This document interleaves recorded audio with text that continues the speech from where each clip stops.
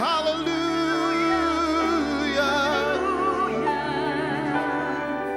Kami bersyukur Tuhan kalau kami boleh sampai di bulan terakhir di tahun ini 2019.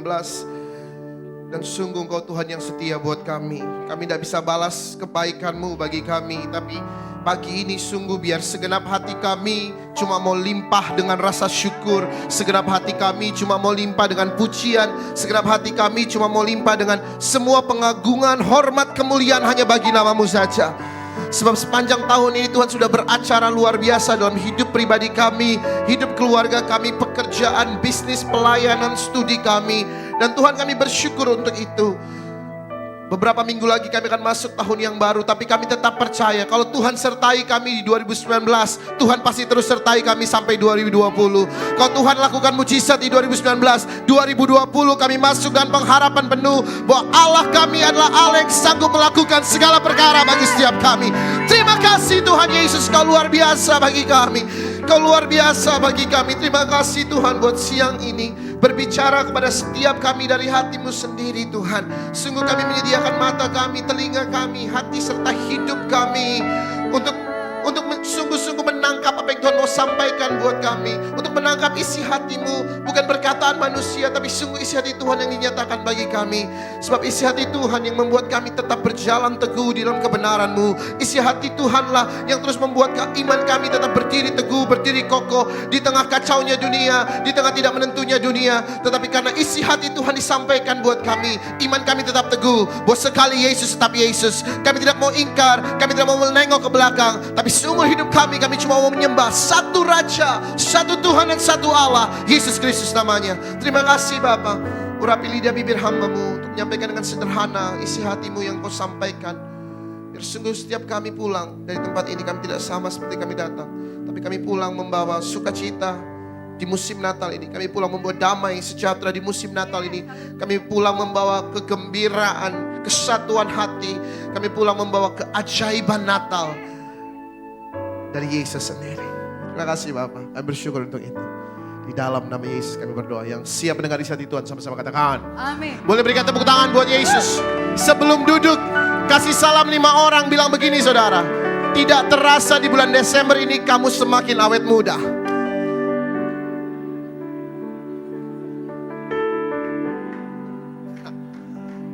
Haleluya.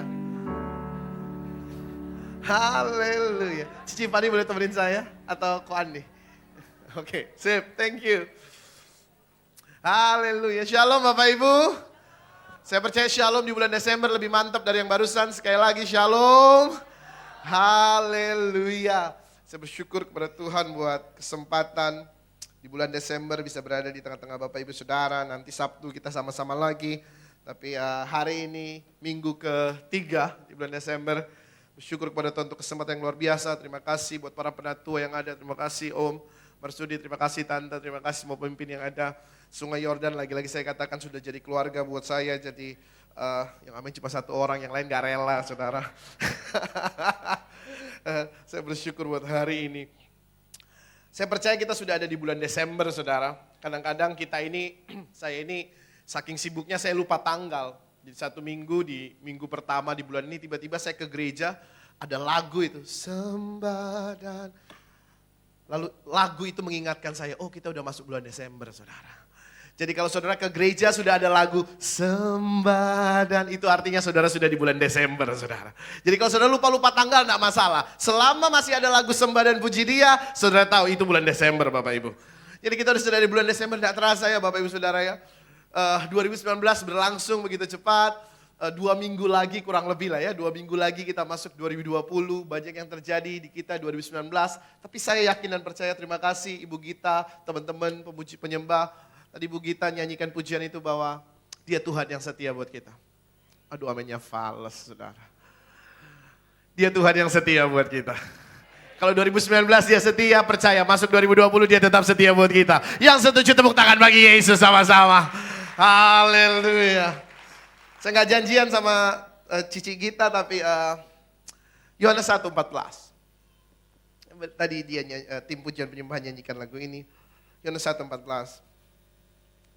Ini ayat hafalan kita sama-sama, ini ayat yang sering kali Di gereja tradisional biasanya kalau perayaan Natal itu ada liturgi, saudara. Dan salah satu liturginya adalah ayat ini. Sudah ada di layar, yang sudah lihat di layar katakan amin. Katakan amin. Mari baca sama-sama saya. 1, 2, 3. Firman itu telah menjadi manusia dan diam di antara kita. Dan kita telah melihat kemuliaannya, yaitu kemuliaan yang diberikan kepadanya sebagai anak tunggal Bapa, penuh kasih karunia dan kebenaran. Saya akan bacakan bagi Bapak Ibu Saudara sekali lagi. Firman itu telah menjadi manusia. For the word has become flesh. Dan diam di antara kita. And dwell among us. Dan kita telah melihat kemuliaannya, yaitu kemuliaan yang diberikan kepadanya sebagai anak tunggal Bapa, penuh kasih karunia dan kebenaran. Yang percaya firman katakan amin. Bapak Ibu yang dikasihi Tuhan, Yohanes 1 ayat 14 itu dimulai dari Yohanes 1 ayat 1. Pada mulanya adalah firman, firman itu bersama-sama dengan Allah dan firman itu adalah Allah. So what is the word here? Firman di sini adalah Allah sendiri. Dan kita tahu, kita mulai ketika kita baca Yohanes 1 ayat 1, kita mulai bertanya-tanya, firman yang mana nih yang adalah Allah? Ya. Lalu Rasul Yohanes di ayat 14 kasih jelas ke kita. Firman yang adalah Allah, yang ada sejak mulanya bersama-sama dengan Allah, sekarang jadi manusia. Jadi kita tahu, ayat ini bicara tentang Yesus. Boleh katakan sama-sama Yesus. Ayat ini bicara tentang Yesus. Yesus yang adalah firman. Dia jadi manusia. Yesus yang adalah Allah, dia jadi manusia. Dan Alkitab katakan dia diam di antara kita. Kata-kata diam di situ saudara, dan diam di antara kita. Bahasa Inggrisnya dwell, bahasa aslinya artinya adalah dia bertabernakel di antara kita. Salah satu terjemahan bahasa Inggris bilang begini, and he tabernacled among us. Dan dia membangun tabernakelnya di tengah-tengah kita. Dia bertabernakel di tengah-tengah kita. Dia membangun bait sucinya di tengah-tengah kita. Jadi ketika dia jadi manusia, dia punya satu tujuan, yaitu dia ingin membangun bait sucinya. Kita coba belajar sejarah Alkitab sedikit saja. Saya bukan seorang teolog, tapi saya belajar firman, saya belajar sejarah. Kalau Bapak Ibu Saudara baca sepanjang sejarah di dalam firman Tuhan, ada 3 tabernakel yang terkenal. 3 bait suci yang terkenal. 1, Kemah Musa. 2, Pondok Daud. Yang ketiga, Bait Salomo. Oke? Jadi ada 3 tabernakel yang terkenal. Kemah Musa, Pondok Daud, Bait Salomo. Tapi setelah Bait Salomo diruntuhkan, saat orang-orang Israel dibuang ke Babel, ada bait yang keempat, saudara. Yang dibangun oleh Ezra.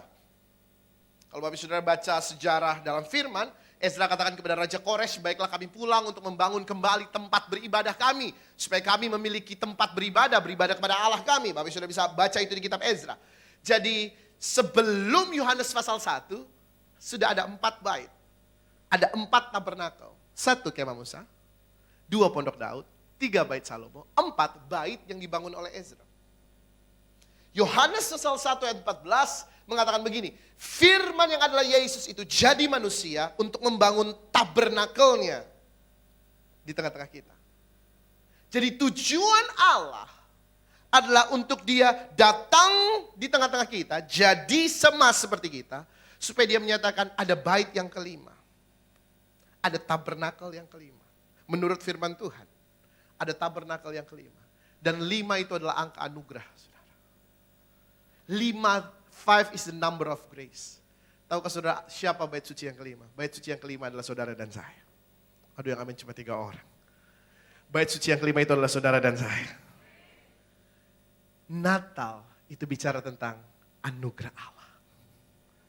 Natal bukan bicara tentang baju baru, bukan bicara tentang sepatu baru, bukan bicara tentang makanan enak. Nah, Natal itu bicara Allah mau memberikan seluruh anugerahnya buat manusia.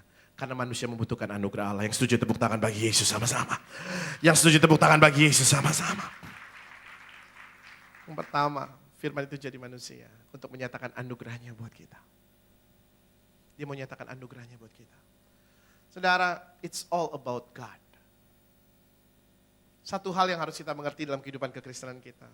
Bahwa tidak ada satupun dari kehidupan kekristenan kita yang oleh karena kuat dan gagah kita sendiri. Kalau oleh karena kuat dan gagahnya James, saya tidak mungkin ada di sini hari ini.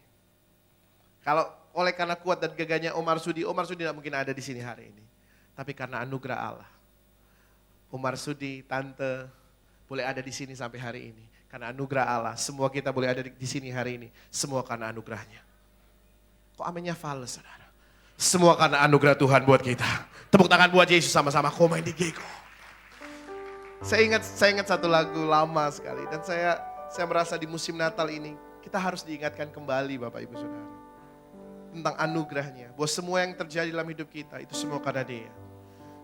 Bapa surgawi, ajarku mengenal betapa dalamnya kasih-Mu. Bapa surgawi, buatku mengerti betapa kasih-Mu padaku. Semua yang terjadi di dalam hidupku, ajarku menyadari Kau selalu sertaku. Beri hatiku selalu bersyukur padamu, karena rencanamu indah bagi, katakan semua yang terjadi, semua yang terjadi di dalam hidupku, ajarku menyadari Kau selalu sertaku. Beri hatiku selalu bersyukur padamu, karena rencanamu indah bagi. Beri hatiku selalu bersyukur padamu, karena rencanamu indah bagiku. Boleh berikan tepuk tangan yang meriah buat Yesus sama-sama. Semua yang terjadi dalam hidup kita, biar Tuhan ajar kita untuk kita menyadari Immanuel, Allah menyertai kita. Amin. Dalam apapun yang terjadi Bapak Ibu Saudara, Immanuel, Tuhan serta sama kita. Natal bicara tentang anugerah Allah. Kalau kita masuk bulan Desember ini, kita diingatkan kembali di akhir tahun. Kalau kita boleh sampai di akhir tahun, banyak yang tidak sampai di akhir tahun saudara. Teman-teman kita, rekan-rekan kita, saudara, keluarga, orang yang terdekat dengan kita, kita tahu sama-sama di tahun ini, kita mungkin banyak ditinggalkan orang yang terkasih. Mereka tidak bisa sampai di akhir 2019. Tapi di musim Natal, di akhir tahun, Tuhan mau ingetin kita, bahwa semua karena anugerahnya. Saudara, Lukas 1 ayat 26 boleh Pak ditampilkan. Lukas 1 26. Alkitab katakan begini. Dalam bulan yang ke-6, Allah menyuruh malaikat Gabriel pergi ke sebuah kota di Galilea bernama Nazaret. Dalam bulan yang ke-6. Siapa? Allah. Saya dengar baik. Natal itu bicara tentang Dia yang punya inisiatif. Dalam bulan yang ke-6 bukan James, dalam bulan yang ke-6 bukan Syukur, dalam bulan yang ke-6 bukan Dani, dalam bulan yang ke-6 Allah. Kejadian 1 ayat 1, pada mulanya Allah. Kehidupan kekristenan kita harus berpusat pada satu perkara, yaitu Allah sendiri. Bukan yang lain. Bukan talenta kita, bukan suara kita, bukan musik kita, bukan persembahan kita, bukan. Kehidupan kekristenan kita harus didasarkan kepada Allah yang memiliki segala sesuatunya, saudara. Dan itulah Natal. Dia yang punya inisiatif. Allah. Pada mulanya Allah. Lukas 1:26, dalam bulan yang ke-6, Allah menyuruh malaikat Gabriel datang ke daerah Galilea, sebuah kota namanya Nazaret. Dia yang punya inisiatif untuk jadi manusia dan mendirikan bait sucinya di tengah-tengah kita. Dan kabar baiknya adalah, saudara dan saya, kita adalah baitnya Allah. Saudara dan saya, kita adalah baitnya Roh Kudus. 1 Korintus 3:16, 1 Korintus 6 ayat 19. Tidak tahukah kamu bahwa engkau adalah bait Allah? Tidak tahukah kamu bahwa engkau adalah bait Roh Kudus dan Roh Allah diam dalam kamu? Dengar baik saudara, hidup kita di dunia ini cuma punya satu tujuan. Kita adalah baitnya Tuhan. Amin. Kita adalah tempat di mana Allah bersemayam. Dan itu semua boleh terjadi karena anugerah Allah buat kita. Bilang kiri kanan, hidupmu anugerah Allah. Ini musim Natal saudara, masih ada yang saya lihat mukanya begini. Saudara kenal cubit dengan mesra, kalau saudara tidak kenal tepok dia bilang hidupmu anugerah Allah. Yang percaya anugerah Allah tepuk tangan buat Yesus sama-sama. Tepuk tangan buat Yesus sama-sama. Christmas is all about His grace. Natal tentang anugerahnya. Yang kedua, ketika dia mendirikan baitnya di tengah-tengah kita. Tahukah saudara bahwa bait Allah adalah tempat di mana kemuliaan Allah bersemayam. The temple is a place where the glory of God is there. Bait suci, bait Allah, tabernakel Tuhan adalah tempat di mana kemuliaan Allah bersemayam. Artinya ketika anugerahnya turun atas kita, itu artinya kemuliaannya mau dia berikan buat setiap kita.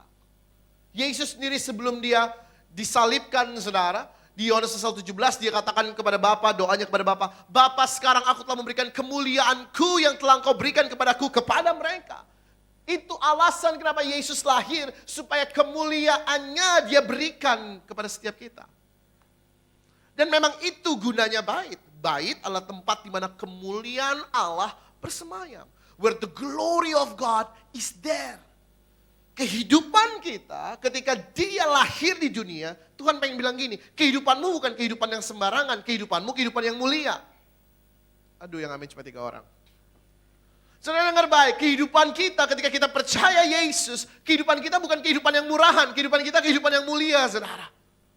Anak muda dengar baik, kehidupanmu di dalam Kristus, kehidupanmu bukan kehidupan yang murah, kehidupanmu bukan karena kata orang, kehidupanmu adalah kemuliaan Allah sendiri yang diam di dalam kamu. Yang tepuk tangan cuma satu bapak di belakang, saudara. Tepuk tangan jangan tangguh-tangguh buat Yesus sama-sama. Our life is a glorious life, kehidupan kita kehidupan yang penuh dengan kemuliaan. Should be like that. 2 Tawarikh pasal 7 ayat 1. My God, this is so powerful.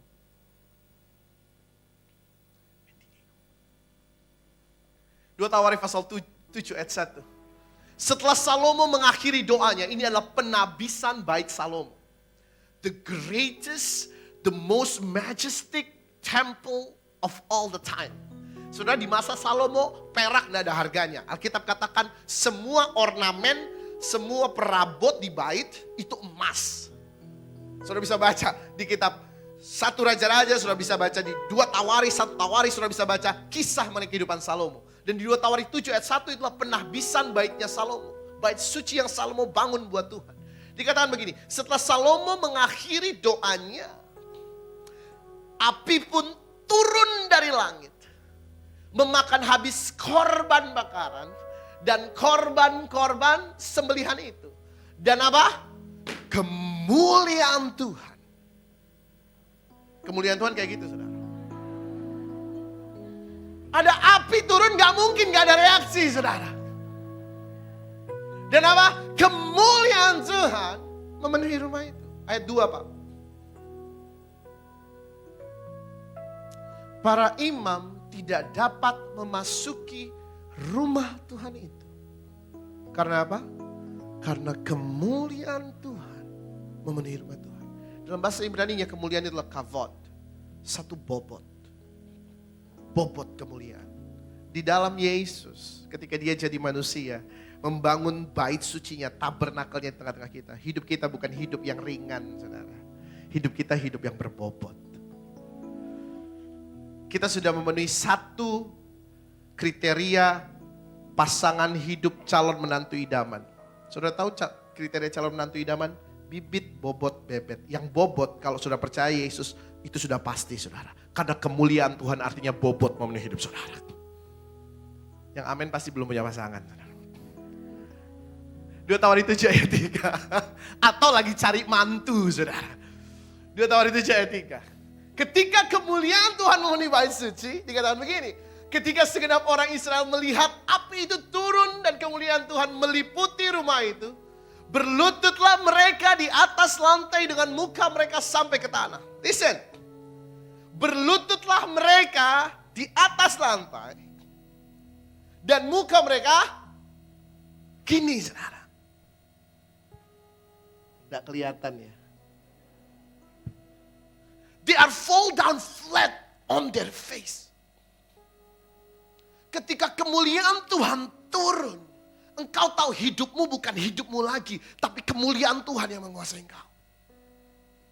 Bait suci, tubuh kita adalah bait Allah, hidup kita adalah bait Allah, tabernakel Allah sendiri. Artinya hidup kita bukan punya kita lagi, Bapak Ibu. Karena kemuliaan Tuhan itu seperti bobot yang menghancurkan segala sesuatu yang tidak berkenan di hadapan Tuhan. Mereka tidak kuat. Tapi ini yang paling penting. Lalu sujud menyembah dan menyanyikan syukur bagi Tuhan. Sebab Ia baik, bahwasanya untuk selama-lamanya kasih setia. Yang percaya Tuhan baik, boleh tepuk tangan buat Yesus sama-sama. Sebab Tuhan Dia baik dan anugerahnya kekal selama-lamanya. Amin. Katakan sama-sama. Sebab Tuhan Dia baik dan anugerahnya. Boleh tepuk tangan sama-sama. Selama-lamanya. Sekali lagi katakan sebab Tuhan. Sebab Tuhan Dia baik dan anugerahnya dan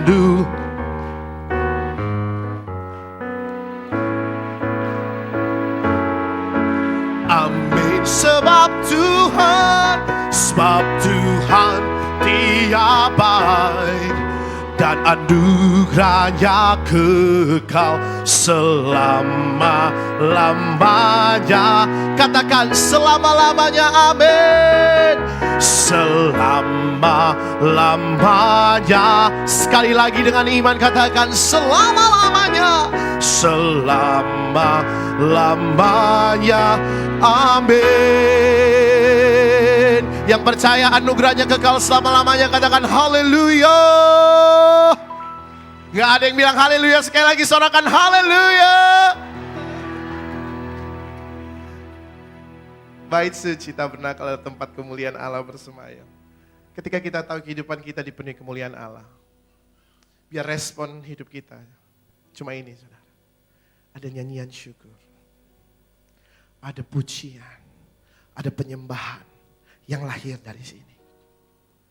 Yang lahir dari sini bukan gosip, yang lahir dari sini bukan kepahitan, yang lahir dari sini bukan kata-kata penuh amarah, kebencian, tapi yang lahir dari bait adalah seruan bahwasanya untuk selama-lamanya kasih setia Tuhan. Saudara, tanggal awal-awal Desember saya oleh anugerah Tuhan saya khotbah di salah satu Natal perusahaan di Jakarta. Lalu salah seorang pemimpin persekutuan itu bilang begini, Pak James, 2019 keadaan company kami kacau. Saya tidak tahu gimana keadaan company saudara 2019. I don't know how your works is doing during 2019, tapi perusahaan ini pemimpinnya bilang keadaan perusahaan kami kacau, company kacau.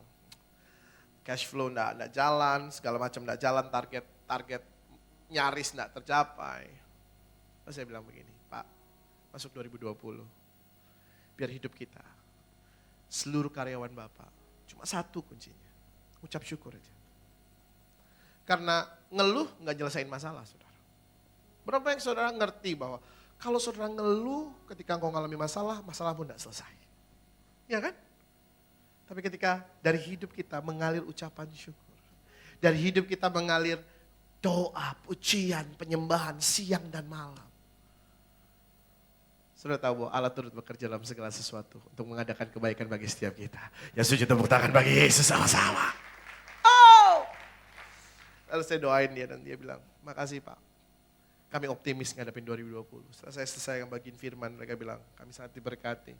Ngadepin 2020, kami tidak khawatir. Kami cuma mau katakan, sebab Tuhan baik, bawa saja untuk selama-lamanya kasih setianya. Dan saya mau katakan hal yang sama buat Bapak Ibu Saudara. Ketika kita menyadari hidup kita adalah baitnya Dia. Bahwa kemuliaannya bersemayam di tengah-tengah kita. Soal kemuliaan ini 2 jam yang lain, soal ini khotbah lain.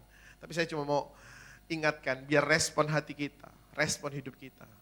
Cuma naikkan doa, pujian, penyembahan. Seumur hidup kita, masuki 2020, enggak usah banyak ngomel, enggak usah banyak komplain, enggak usah banyak khawatir, enggak usah banyak takut. Tapi masuk 2020 banyak berdoa, banyak memuji, banyak menyembah Tuhan. Yang mau katakan amin.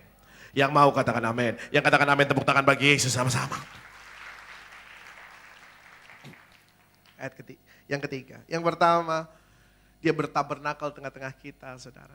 Untuk menyatakan anugerahnya. Hidup kita cuma tentang anugerahnya. Yang kedua, bait suci bicara kemuliaannya. Biar bait ini hanya menaikkan pujian, penyembahan, syukur, doa kita kepada Dia. Yang ketiga, ketika firman itu jadi manusia dan bertabernakal di tengah-tengah kita. Matius pasal 21. Matius 21 ayat 13.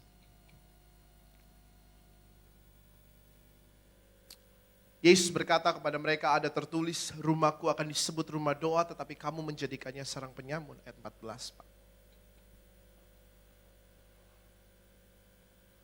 Maka datanglah orang-orang buta dan orang-orang timpang kepadanya dalam bait Allah itu, dan mereka disembuhkannya. Saudara, untuk pertama kalinya saya membaca bahwa Yesus menyembuhkan semua orang yang datang kepadanya. Saudara ingat kejadian di the pool of Bethesda, kolam Bethesda. Di kolam Bethesda itu banyak orang sakit, saudara. Ya, di kolam Bethesda itu di sebelah, di sampingnya Andi sakit, di balkon sakit, di ujung sana sakit. Semua orang sakit di kolam Bethesda. Tapi berapa yang disembuhkan Yesus? Cuma 1. Dan Yesus bilang, karena Bapa menyuruh aku, cuma sembuhin 1. Dia taat sama Bapaknya. Tetapi di Matius 21, ketika tiba waktunya bait Allah itu dimurnikan, kemuliaan bait Allah dikembalikan kembali ke dalam bait. Kita tahu kisah ini sama-sama. Ketika bait Allah itu dipenuhi kemuliaan Tuhan, ketika Tuhan sendiri melangkah masuk ke dalam baitnya, menjadi Tuhan di dalam baitnya, ayat 14 dikatakan, orang buta, orang timpang datang kepadanya, dan orang-orang itu disembuhkan Yesus. Listen to me. Ketika engkau menyadari betul hidupmu karena anugerahnya, kita menyadari betul bait ini adalah tempat kemuliaannya bersemayam. Sehingga hidup kita bukan hidup yang sembarangan. Hidup kita adalah hidup yang mulia. Hidup kita bukan hidup yang receh. Bukan hidup yang remeh. Hidup kita adalah hidup yang berbobot, saudara. Yang ketiga. Yang menjadi kebutuhan hidup kita. Tuhan mau berikan jawabannya. Amin. Saat engkau di akhir tahun ini, engkau punya kebutuhan. Sepanjang tahun ini mungkin kau berdoa. Tapi belum terjawab. Sepanjang 2019 saudara mungkin berdoa, ada satu pengharapan saudara tapi belum terjawab. Dengar baik. Sadari hidup kita baitnya. Miliki keyakinan iman itu bahwa hidup kita adalah baitnya. Dan di dalam baitnya setiap doa kita Tuhan mau jawab, saudara. Karena Dia menjawab doa yang lahir dari bait. Saudara ingat kenapa api turun menyambar korban yang ada di dalam bait? Karena korban itu dinaikkan di dalam bait. Korban itu dinaikkan dengan kesatuan hati di dalam bait. Aduh ini khotbah lain. Khotbah lain. Saya mau katakan, di dalam bait Allah, di mana Yesus sendiri yang ada di situ. Pastikan di musim Natal di 2019 ini, kita masuki 2020 dengan satu kesadaran penuh, dengan satu kenyataan hidup bahwa Yesus bersemayam dalam hidup kita. Pastikan itu. Karena ketika Dia bersemayam dalam hidup kita, apapun yang jadi pergumulanmu, apapun yang jadi doamu, Dia mau jawab, saudara. Mendi aku, Andi. Kita tahu ayat ini sama-sama. Seorang anak telah lahir untuk kita, seorang putera diberikan, lambang pemerintahan di atas bahunya, dan namanya pun disebut orang. Boleh nyanyikan sama-sama? Penasehat ajaib, Allah yang perkasa, yang kekal, Raja damai. Boleh angkat tangan, katakan sambutlah dia. Sambutlah dia, Yesus Tuhan.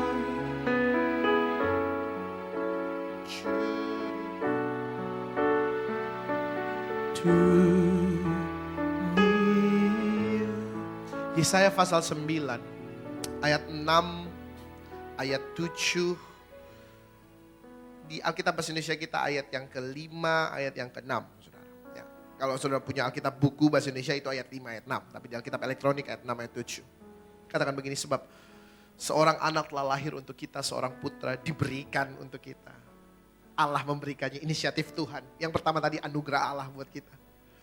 Lambang pemerintahan ada di atas bahunya. It means kedaulatannya nyata, saudara. Buat apa? Untuk ada di dalam baitnya. Yang kedua, kemuliaannya turun atas baitnya. Dan namanya disebutkan orang. Adakah versi bahasa Inggris di situ, Pak? Boleh saya lihat bahasa Inggrisnya? I just love the English version yang bagian ini, saudara. Saya suka sekali bagian versi bahasa Inggrisnya di sini. And his name shall be called. Dalam bahasa Indonesia disebut Wonderful Counselor, penasehat ajaib. Tapi terjemahan bahasa Inggrisnya tidak bilang begitu. His name will be called Wonderful. Boleh katakan sama-sama wonderful. Artinya namanya itu ajaib. Jadi ketika dia bersemayam di dalam kita, artinya keajaibannya pun turut bersemayam di dalam kita. Apa yang mustahil bagimu, apa yang selama 2019 ini tidak terjawab dalam doa-doamu, dengar baik. Ada keajaiban Allah yang Allah mau nyatakan di akhir 2019 ini memasuki 2020 kita, saudara. Keajaibannya mau dia nyatakan buat kita. His name is wonderful. His name will be called a counselor. Saudara, mungkin sepanjang 2019 kau bingung dengan bisnismu. Sepanjang 2019 kau bingung dengan studimu. Sepanjang 2019 kau bingung dengan studimu. Listen. Ada counselor. Dia bersemayam di dalam kita. Dia jadi penasehat buat kita. Saya ingat sekali 4 bulan yang lalu, saudara, mertua saya datang ke kami berdua, saya dan Cynthia. Lalu dia bilang gini, Papa mau Cynthia resign. Gitu ya. Saya bilang sama istri saya, Yang, posisi kamu udah enak, paycheck udah bagus, lingkungan kerja juga enak. Alasan kenapa papa mertua saya nyuruh istri saya resign adalah Cynthia dikasih toko, saudara. Jadi papa saya bangun toko, buka toko baru, toko bangunan. Jadi istri saya disuruh belajar jaga toko. Ya. Dan kalau bapak saudara punya toko bangunan, sudah tahu lah ya, di toko bangunan itu pasti isinya kenek, mandor gitu ya, tukang pasir. Sementara istri saya kan sepanjang dia selesai kuliah, dia kerjanya di kantor, saudara. Yang lingkungannya adalah let's say orang-orang yang memang professional, orang-orang yang lingkungan kerjanya cukup baik. Dan kantornya Cynthia pada saat itu juga sudah cukup baik. Lalu Cynthia nanya sama saya, gimana menurut kamu? Saya pun bingung, saudara. Saya turut bingung sama dia. Satu, saya tidak mau dia lelah karena harus jalan dari Cibubur Kuningan setiap harinya. Di satu sisi saya takut dia nggak bisa tahan dengan lingkungan yang baru, dengan lingkungan yang yang isinya mandor, tukang pasir, kenek, supir, supir engkel, saudara. Lalu kami berdua pun bingung. Lalu saya ingat, saya punya penasihat yang luar biasa namanya Yesus, saudara. Amin. Ketika kami bingung, saudara, kami berdua bingung, lalu saya bilang, yuk kita doa yuk. Kami doa sama-sama. Lalu Tuhan cuma kasih satu jawaban. Mendige kok Andi. Tuhan kasih di hati saya jawaban ketika kami doa, selama beberapa kali kami doa. Tuhan kasih jawaban ini. Ini lagu anak-anak sekolah minggu zaman dulu, Ci. Hai anak-anak, taatilah orang tuamu di dalam Tuhan. Karena haruslah demikian. Efesus 6 ayat 1. Roh Kudus nyanyi lagu itu di hati saya. Dia cuma bilang, hai anak-anak taatilah orang tuamu di dalam Tuhan karena haruslah demikian. Cuma itu doang jawabannya. Terus saya tahu, Tuhan minta resign. Ya, saya bilang, oke lah. Tuhan yang ngomong, hidup kita kan punya Tuhan, saudara. Anugerah Tuhan, amin. Kok gak ada yang amin, saudara? Amin. Dengar baik anak-anak muda. Hai anak-anak taatilah orang tuamu di dalam Tuhan karena haruslah demikian. Efesus 6 ayat 1. Ini lagu yang sering kali dinyanyiin orang tua saya, papi mami saya ketika saya mau tidur.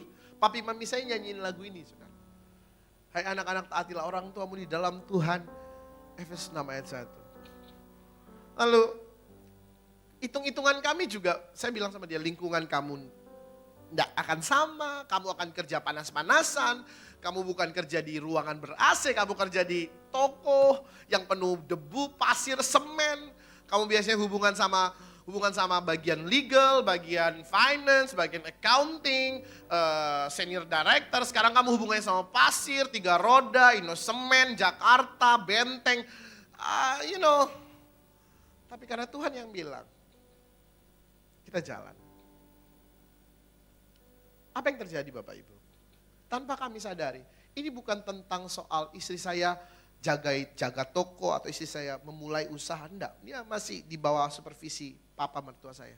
Tapi apa yang terjadi adalah, ketika kami taat sama nasihat Tuhan, ada sesuatu yang luar biasa terjadi. Komunikasi kami mulai jalan dengan baik, saudara. Kalau dulu biasanya dia pulang kantor jam 8, jam 9, dia gak akan banyak cerita. Kenapa? Karena ceritanya udah selesai di awal ketika dia pertama kali kerja. Ceritanya sama, ya hari ini aku di kantor, kerja sama bos, temanku kerjain ini, kerjain itu. Tapi ketika dia udah di toko, ceritanya beda-beda, saudara. Iya, ada customer, ada konsumen yang beli, gak bisa bayar, bayarnya pakai burung murai. Ada yang gak bisa beli, bayarnya pakai lovebird. Ada yang gak bisa beli, saudara macam-macam. Jadi saya merasa bahwa Tuhan sedang memulihkan komunikasi dalam keluarga kami lewat apa yang terjadi ketika dia jaga toko, saudara. Saya bukan lihat jaga tokonya, enggak. Saya lihat bahwa Tuhan melakukan pemulihan dalam komunikasi antara saya dengan istri. Karena biasanya ketika kami pulang kerja sama-sama capek, capeknya kayak gini saudara ya. Udah sampai rumah tuh jam 8 malam, udah begitu tinggal. Udah sama-sama capek, yang satu dari Kuningan, yang satu dari Depok, sampai rumah udah, hai sayang, hai, yuk makan, habis itu udah tidur. Tapi ini ada cerita-cerita lucu, saudara, cerita-cerita yang melampaui apa yang pernah saya bayangkan. Saya nggak pernah bayangin istri saya akan cerita kayak gitu ke saya, dan saya nggak pernah bayangin ternyata dunia usaha tuh kayak gitu, saudara. Saya pernah sekali disuruh ikut, bukan sekali sih, saya diminta setiap hari Sabtu untuk ikut jaga toko. Tapi saya pernah sekali doang, Ci, ikut jaga toko. Saya nggak bisa, saudara. Kenapa? Karena kalau kita jaga toko, kan saudara kalau punya usaha material, saudara mungkin tahu ya, based on connection. Jadi kalau yang ini yang datang harganya segini gitu ya. Kalau yang itu yang datang harganya kita kasih agak sedikit naik segitu. Ya itu orang-orang toko kayak gitu. Kalau saya, saudara, saya maunya saya yang bayarin dah. Kalau lu gak bisa bayar, saya yang bayarin dah. Gue yang ngasih dah ke lu. Hamba Tuhan, saudara. Hati yang suka memberi. Nggak bisa, saudara. Saya nggak bisa jaga toko. Saya nggak bisa usaha. Tapi oleh anugerah Allah, di balik semuanya itu, ketika kita mengalami kebingungan keputusan apa yang harus diambil, Alkitab katakan, dia diberikan untuk kita, untuk bertahta dalam bait ini, untuk menasihati kita, memberikan nasihat yang luar biasa buat kita. Hari-hari ini saya merasakan ada pemulihan komunikasi dalam keluarga kami. Saya percaya, ada pemulihan yang Tuhan mau lakukan dalam hidup saudara. Saat kau izinkan dia bertahta di atas baitnya, yaitu hidup kita. Yang setuju tepuk tangan buat Yesus sama-sama. Thank you Jesus. Saya berdoa ini yang terakhir saudara. Ini yang terakhir saya berdoa. Lukas pasal 1. Father, I thank you. Ketika dia anugerahnya limpah atas setiap kita. Berdiam tengah-tengah kita, mendirikan baitnya yaitu hidup kita. Kemuliaannya memenuhi kita, hidup kita dipenuhi nyanyian syukur, hidup kita dipenuhi dengan pujian penyembahan buat dia. Yang ketiga, setiap kebutuhan kita Tuhan mau jawab. Saudara tahu ayat itu Filipi pasal 4 dikatakan bahwa Allahku akan memenuhi segala keperluan menurut kekayaan dan kemuliaannya. Yang keempat, yang terakhir. Lukas pasal 1 ayat 37. Ini ayat yang terkenal saudara. Sometimes kita tahu sama-sama bahwa doa kita ada yang gak kejawab. Kita gak bisa bohong. This is the ugly truth on prayer. Ini adalah kebenaran yang gak enak tentang doa. Buat kadang-kadang atau sering kali doa kita gak kejawab. Yang pernah doanya gak kejawab katakan amin. Semuanya toh? Iya. Kita tahu sama-sama gak semua doa kita berhasil terjawab. Tapi tahukah saudara bahwa doa bukan tentang mendapatkan jawaban. Doa itu tentang hubungan kita sama Tuhan. Aduh ini khotbah lain. Tapi ketika doa kita mulai gak kejawab. Ketika kita mulai hilang pengharapan. Sama kayak Maria. Maria bilang gini sama malaikat. Gabe. Kan namanya Gabriel ya saudara, jadi panggilnya Gabe. Gabe.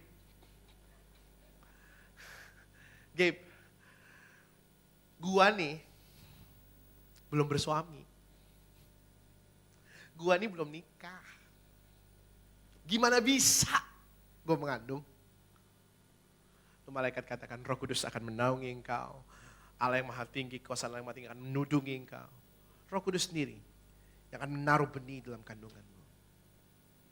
Sebab bagi manusia itu mustahil. Bagi Allah tidak ada yang mustahil. Musim Natal ini masuki 2020, saya percaya ini adalah pesan yang terus-menerus disampaikan buat setiap kita. Bahwa kalau sepanjang 2019, saudara berpikir mustahil ini terjadi. Jangan hilang harapan, saudara. Do not lose hope. Kita ini baitnya Tuhan. Rumahnya Tuhan. Oke? Rumahnya Cik Novi, yang ngurus Cik Novi. Benar ya? Masa yang ngurus Koheru? Nggak mungkin kan? Nggak mungkin dong. Rumahnya Cinovi yang ngurus, ya Cinovi. Yang bersihin, Cinovi. Yang dekorasi, Cinovi. Kalau rumah Tuhan, yang ngurus siapa? Tuhan, saudara. Kita ini rumahnya Tuhan. Jadi yang ngurus kita, Tuhan. Yang pelihara kita, Tuhan. Yang dekor hidup kita, Tuhan, saudara. Yang bersihin juga Tuhan. Jadi jangan khawatir, bagi Tuhan tidak ada yang mustahil saudara. Tepuk tangan buat Yesus sama-sama. Siapa yang belum menikah di sini? Angkat tangan tinggi-tinggi. Yang belum menikah. Angkat tangan, jangan malu-malu yang belum menikah. Saya gak akan doain saudara punya jodoh. Tenang, enggak. Saya cuma mau tahu yang belum menikah. Angkat tangan tinggi-tinggi. Syukur belum menikah. For your information, FYI, singer yang di depan tadi belum menikah. Perempuan yang belum menikah, saya percaya nomor 1 di daftar doanya adalah Tuhan kasih aku calon suami yang gantengnya kayak Gong Yu. Yang bapak-bapak gak ketawa denger Gong Yu. Ketahuan gak pernah nonton saudara. Gong Yu itu artis Korea saudara, yang main drama Korea judulnya Goblin. Kalau saudara tidak tahu muka Gong Yu gimana bapak-bapak, lihat saya, mirip sedikit. Sedikit. Di daftar nomor 1 doa seorang perempuan yang belum menikah itu calon suami. Di daftar doanya Maria yang pertama bukan anak yang dia minta, saudara. Saya yakin. Di daftar pertama dari doa Maria adalah, Tuhan jangan sampai Yusuf selingkuh. Iya toh? Yang kedua, Tuhan biaya catering gimana? Yang ketiga, Tuhan biaya sewa gedung gimana? WO gimana? Anak itu tidak ada dalam daftar doa Maria. Kalaupun ada di nomor 100, saudara. Tapi momen Natal adalah momen di mana yang tidak pernah kita lihat, tidak pernah kita dengar, tidak pernah timbul dalam hati kita. Itu yang Tuhan sediakan buat setiap kita. Yang setuju tepuk tangan buat Yesus sama-sama. Sebab bagi Allah tidak ada yang mustahil. Saya berdoa di momen Natal ini. Sebelum saya berdoa, saya minta izin saudara. Saya harus langsung jalan. Jam 2 saya ada khotbah lagi di Bogor. Jadi saya mesti jalan. Ada ibadah Natal pemuda di Bogor saudara. Sini Bogor nggak dekat ya saudara. Buat saudara yang belum tahu Bogor itu lumayan jauh dari sini saudara. Jadi saya minta izin Om. Saya minta izin. Jadi nanti habis saya khotbah saya langsung jalan. Saya masih ingin bersama-sama dengan bapak-bapak yang luar biasa ini. Tapi saya mesti jalan. Saya berdoa buat saudara. Biar sungguh kita menyadari hidup kita baiknya Tuhan. Bahwa kita tidak anggap hidup kita hidup yang sembarangan saudara. Hidup kita bukan hidup yang remeh-temeh. Hidup kita bukan hidup yang receh. Kita bukan kayak receh saudara. Nah, hidup kita ini hidup yang mulia saudara. Oleh anugerahnya, kemuliaannya dinyatakan dalam hidup kita. Anak-anak muda dengar baik. Hidupmu bukan hidup yang rendah. Hidupmu bukan hidup yang murah. Jangan biarkan dunia nipu kamu sehingga kamu dibuat murah. Nah. Saya selalu bilang sama anak-anak muda di mana saya sampaikan firman, anak-anak muda hidupmu itu hidup yang mulia. Jangan biarkan si musuh kasih tahu kita dengan segala tipu muslihatnya untuk menjadikan hidup kita murahan. Nah, hidupmu hidup yang mahal karena engkau mulia. Kemuliaan Allah bersemayam atas hidupmu. Meresponi dengan ucapan syukur, doa pujian, penyembahan. Saya berdoa buat saudara, biar sepanjang memasuki 2020 ini, sisa 2019 yang ada Bapak Ibu Saudara. Sungguh-sungguh setiap doa kita, harapan kita, impian kita. Sungguh-sungguh saya berdoa, Tuhan nyatakan jawabannya buat saudara. Dan kalau jawaban Tuhan tidak, saya berdoa saudara tetap bersyukur. Susah kalau jawabannya tidak, bilang amin. Tapi tadi aminnya mantep tuh yang bilang amin. Saudara dengar baik, Tuhan bisa jawab tidak buat kita. Tapi respon kita tetap syukur kepada Tuhan. Yang setuju katakan amin. Yang keempat, saya berdoa. Biar di momen Desember 2019 memasuki 2020. Kita sungguh-sungguh menyadari, bagi Allah tidak ada yang mustahil. Yang setuju tepuk tangan buat Yesus. Saya udah kita sama-sama bangkit berdiri. Mari bangkit berdiri sama-sama Bapak Ibu Saudara. Thank you Jesus. Bagi Dia segala pujian, hormat serta syukur kekal selamanya. Bagi Dia segala pujian, hormat serta syukur selama-lamanya. Bagi Dia, bagi Dia segala pujian, hormat serta kekal selamanya. Bagi Dia segala pujian, hormat serta syukur. Sekali lagi sama-sama katakan, bagi Dia, oh, bagi